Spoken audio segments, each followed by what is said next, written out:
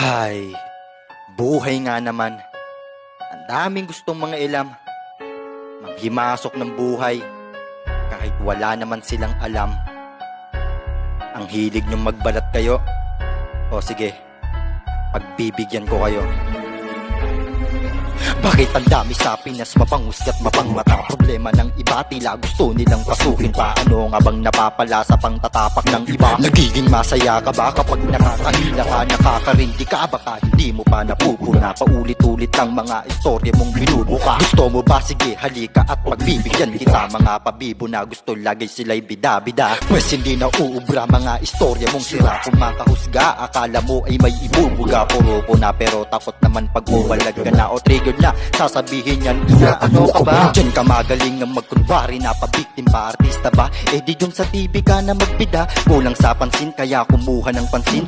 Problema ng iba, pinoproblema mo na din. Iba din ang galing ng mga tao mandiin. Babalik ta rin ng kwento tapos mamasamain. Di ko palalampasin kahit anong inyong gawin. Huwag niyong mamaliitin kung anong kaya kong gawin. Eh kayo diba sa panguhusga lamang magaling? Sige nga kung magaling kayo ay sabayan nyo rin kung paano ko laruin mga para akong pandiin. Kahit bali-balik na rin di nyo ko kayang hinlangin.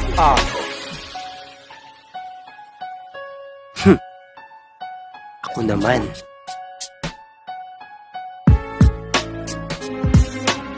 May katanungan lang ako.